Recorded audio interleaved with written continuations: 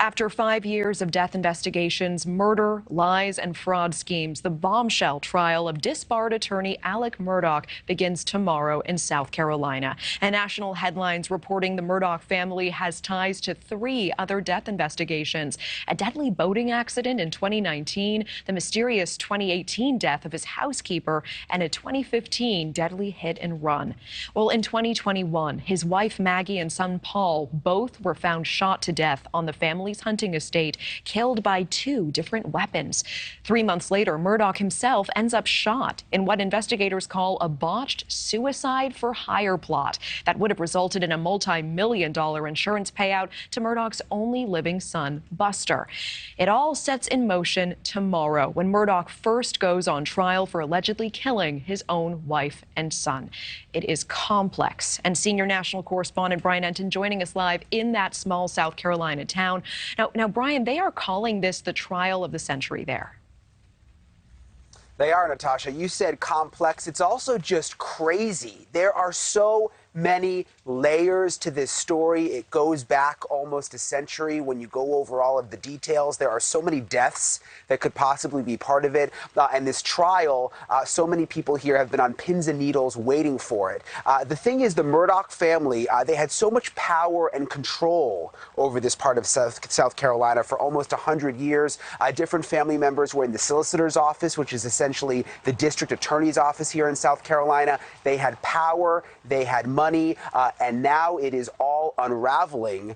This murder trial set to kick off tomorrow morning here, Natasha. Yeah, and to your point, Brian, on NewsNation's Banfield on Friday night, there was an attorney, Eric Bland, who described just the experience level of Murdaugh's lead attorney compared with the state prosecutor. Let's listen to that together quickly. I think Dick Harpootlian is a wily attorney. He's tried over 100 cases, 15 of them death penalty cases. To my knowledge, the state prosecutor, Creighton Wooders, has not prosecuted a single murder case. And so it would be like somebody coming out of college who's a very good basketball player playing one-on-one against LeBron James. Yeah, what an analogy. And we know Murdaugh is the 4th generation to lead prosecutions in this area. Speaking to the power you were talking about, does Murdaugh have too much influence in this small town to have a fair trial?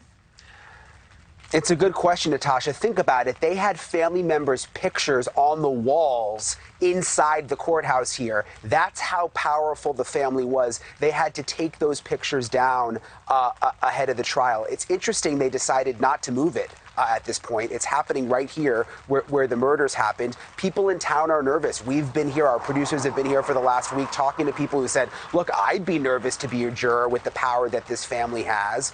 So it's going to be interesting with jury selection starting tomorrow, especially since so many people have close ties to this family. It's really interesting. Do we know anything about the likely charges the prosecution will be trying for?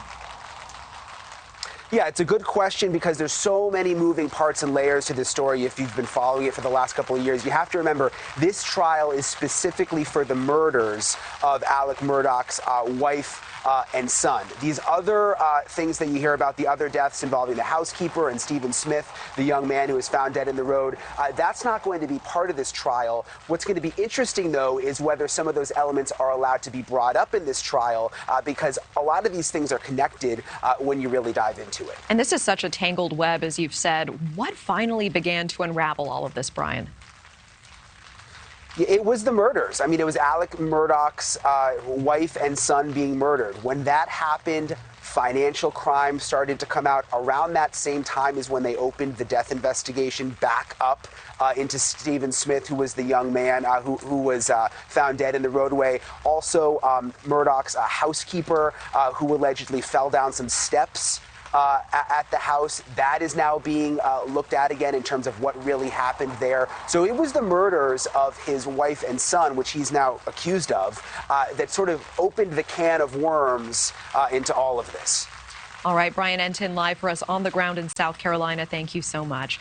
Thank you for watching. Go to newsnationnow.com to find NewsNation on your television provider. And don't forget to click the red subscribe button below to get more of NewsNation's fact-driven, unbiased coverage.